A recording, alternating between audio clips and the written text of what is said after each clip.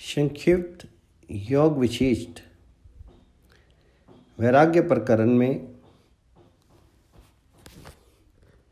सर्ग 17 में तृष्णा की निंदा में श्री रामचंद्र जी कहते हैं, मुनीश्वर, चेतन जीव रूपी आकाश में हृदय के अज्ञान अंधकार से परिपूर्ण दुष्टर तृष्णा रूपनी रात्रि का सहारा पाकर के नाना प्रकार के दोष रूपी उल्लुओं की जमातें क्रियाशील उठती हैं। जैसे रात में ओस के कणों से अभिषिक्त तथा आसपास के उपवनों में खिले हुए कांचन पुष्प अर्थात धतूरे के फूल की उज्जवल शोभा से शोभित चने की फलियां निश्चय ही अधिक विकास को प्राप्त होती हैं, उसी प्रकार अनेक तरह के दुख में विलापों से प्रकट हुए अश्रु बिंदुओं से आर्द्र तथा निकटवर्ती स्वर्ण आदि की अभिलाषा द्वारा उज्जवल हुई चिंता या तृष्णा अवश्य अधिकाधिक बढ़ने लगती है। जैसे समुद्र के भीतर भंवर एवं हलचल उत्पन्न करने के लिए ही तरंगें उठा करती हैं, उसी तरह हृदय को चंचल बना देने वाली तृष्णा अंतःकरण में भ्रम एवं आकुलता पैदा करने के लिए ही उस सीमा तक आ पहुंचती है जहां वह धन आदि की प्राप्ति के लिए कष्टप्रद उत्साह को बढ़ावा देती है। यद्यपि तृष्णा के वेग को रोकने के लिए ये चित्त रूपी चातक नाना प्रकार की चेष्टाएं करता है, तथापि जैसे आंधी सड़े गले तिनके को न जाने कहां से कहां उड़ा ले जाती है, उसी प्रकार कलंकनी तृष्णा ने इसे न जाने कहां किस अयोग्य अवस्था में पहुंचा दिया।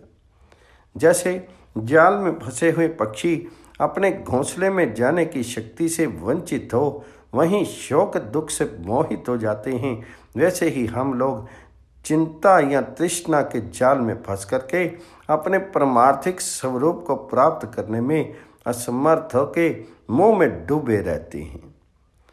तृष्णा एक पागल घोड़ी के समान है जो यहाँ से दूर दूर जाकर के बारंबार लौट आती है और फिर तुरंत ही संपूर्ण दिशाओं में चक्कर काटने लगती है।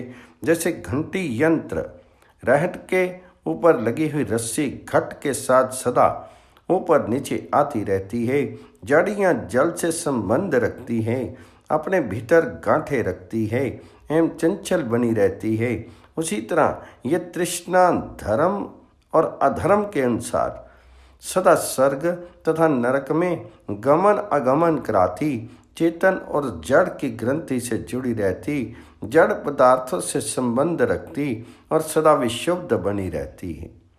जो देह के भीतर मन में गुथी हुई है, जिसका छेदन करना प्रायः सभी के लिए अत्यंत कठिन है, उस तृष्णा के द्वारा मनुष्य उसी प्रकार शीघ्र भारवाही बना लिया जाता है जैसे रास की रस्सी बैल को तत्काल भार ढोने के लिए विवश कर देती है। जैसे बहेलिए की स्त्री पक्षियों को फंसाने के लिए जाल बनाती है, उसी प्रकार सदा आकर्षणशील स्वभाव वाली तृष्णा लोगों को फंसाने के लिए स्त्री पुत्र और मित्र आदि की परंपरा रचती रहती है। यद्यपि मैं धीर हूँ, तथापि भयानक काली रात के समान तृष्णा मुझे भयभीत सा कर देती है। विवेक रूपी नेत्रों से संपन्न हूँ तो भी वह मुझे अंधा सा बना देती है और सच्चिदानंद घन रूप होने पर भी मुझे वह मानो खेद में डाल देती है। तृष्णा को काली नागिन के समान समझना चाहिए। वह सहस्त्रों कुटिलताओं से भरी हुई है, विषय भोग सुख ही उसका कोमल स्पर्श है। वह विषमता रूपी विष को ही उगलती है और तनिक सा स्पर्श हो जाने पर भी डस लेती है, अपने संपर्क में आए हुए प्राणी का नाश कर देती है। इतना ही नहीं, तृष्णा काली कलूटी राक्षी के समान भी बताई गई है। वह पुरुषों के हृदय का भेदन करने वाली तथा माया में जगत को रचने वाली है, दुर्भाग्य प्रदान करने वाली तथा दीनता की प्रतिमूर्ति है। पर्वत की गुफा में एक प्रकार की लता होती है जो सूर्य किरणों के न मिलने से सदा अत्यंत मलिन रहती है, वह खाने में कड़वी और परिणाम में उन्माद का रोग पैदा करने वाली है। उसकी बेल बहुत लंबी होती है और उसमें रस की मात्रा अधिक रहती है। ये तृष्णा भी उसी लता के समान निरंतर अत्यंत मलिन, परिणाम में दुख से पागल बना देने वाली, वासना रूपी विशाल दांतों से युक्त तथा विश्व में गहरा स्नेह पैदा करने वाली है।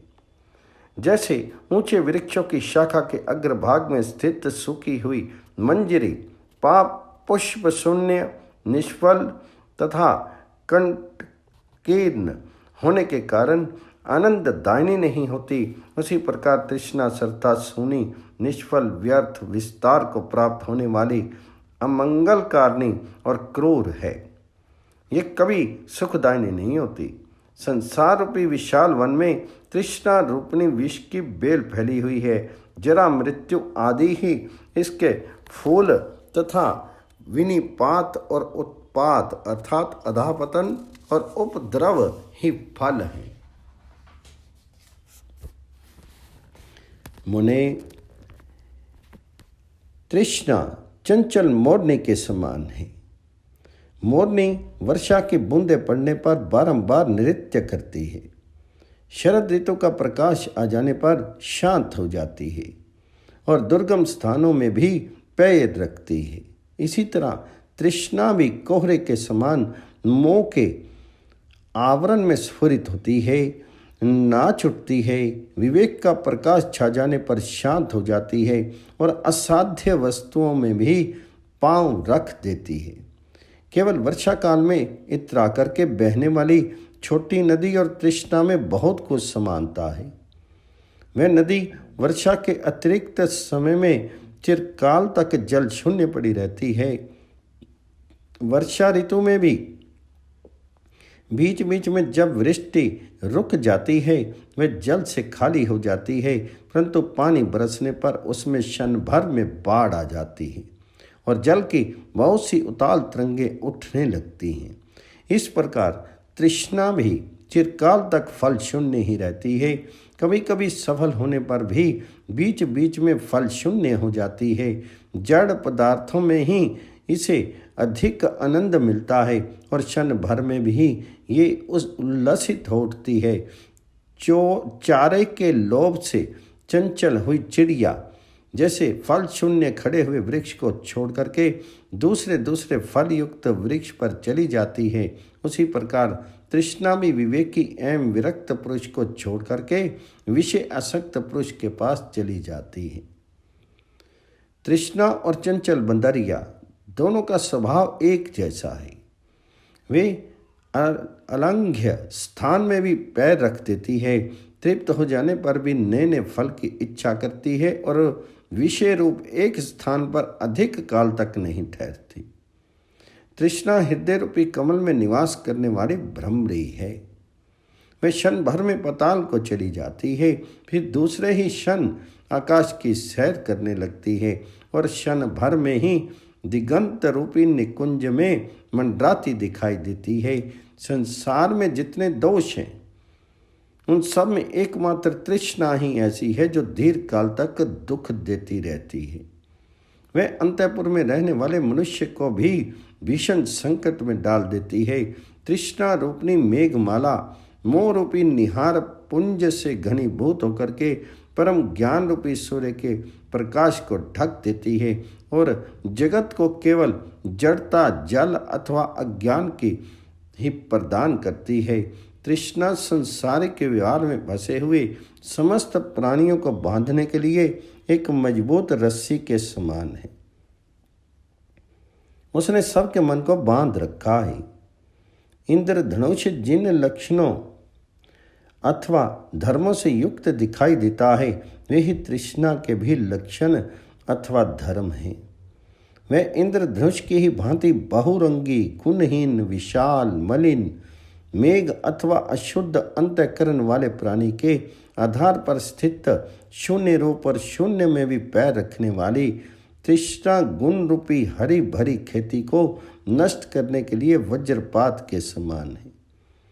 आपत्तियों को बढ़ाने के लिए उस शरद ऋतु के तुल्य है, जिसके आने पर धान आदि की खेती पकी हुई बालों से संपन्न हो जाती है। तत्व ज्ञान रूपी कमलों का विध्वंस करने के लिए, ओले के सदृश और अज्ञान रूपी अंधकार की वृद्धि के लिए वह हेमंत की लंबी रात के समान है।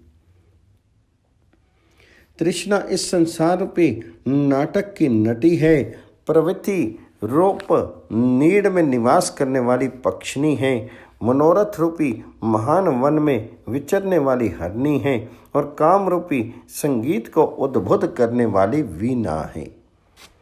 वह व्यवहार रूपी समुद्र की लहर है, मोह रूपी मतवाले गजराज को बांधे रखने के लिए सांकल है, सृष्टि रूपी वट वृक्ष की सुंदर वरोह है और दुख रूपी कुमुदों को विकसित करने वाली चांदनी है। इतना ही नहीं, तृष्णा जरा मृत्यु रूप दुख में रत्नों का संग्रह करने के लिए एकमात्र रत्न पेटिका है तथा आदि व्याधि रूप विलासों का नित्य विस्तार करने वाली मद मन विलासनी है। तृष्णा को आकाश के समान समझना चाहिए। जैसे आकाश कभी सूर्य के प्रकाश से निर्मल हो जाता है, कभी मेघों की घटा घिर आने से वहाँ कुछ क्षणों के लिए कुछ अंधेरा छा जाता है और कभी वह कोहरे से ढक जाता है, उसी प्रकार तृष्णा भी कभी किंचित विवेक का प्रकाश पाकर के निर्मल हो जाती है। विवेक ना होने पर अज्ञान से मलिन रहती है तथा कभी कोहरे के समान मोह से आवृत हो जाती है। जब तक विश्व विशेष के उद्भव से प्रकट होने वाले विषूचिका हैजा नामक रोग के समान मृत्यु की हेतुभूता तृष्णा पीछे लगी रहती है, तभी तक ये चंचल चित्त मूढ़ जन समुदाय मोह को प्राप्त होता रहता है। लोग विषयों का चिंतन त्याग देने से ही अपने संपूर्ण दुख को दूर कर सकते हैं। विषय चिंतन का त्याग ही तृष्णा रूपनी विषूचिका के निवारण का मंत्र कहा गया है। तीनों वेणुलता बांस बतलाई जाती है।